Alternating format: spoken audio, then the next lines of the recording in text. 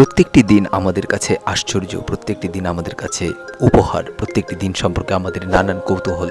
ঠিক সেরকম প্রত্যেকটি দিন নিয়ে অসংখ্য তথ্য আমি তোমাদের জানাবো। দেখতে থাকো আর সাবস্ক্রাইব করে রাখো এই চ্যানেলটি। যেমন আজকে আমি জানাবো 27শে ডিসেম্বর দিনটি সম্পর্কে।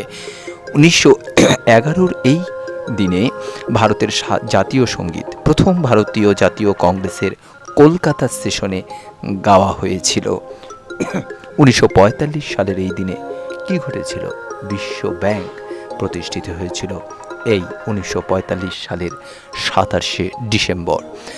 1949 সালের এই দিনে ইন্দোনেশিয়া, একটা গোটা দেশ, একটি স্বাধীন রাষ্ট্র, এই দিনটিতে গঠিত হয়েছিল 1949 সালের। 1825 সালের দিকে তাকাও, এই দিনে ইংল্যান্ডের তৈরি বাষ্পীয় ইঞ্জিন প্রথম রেলপথে চলাচল শুরু করে।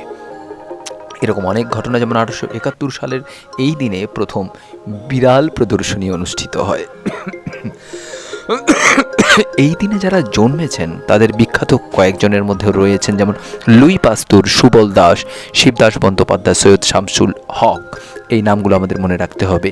এই দিনে যারা জন্মেছেন তাদের মধ্যে আরও রয়েছেন যেমন শিবদাস বন্দ্যোপাধ্যায়, সালমান খান।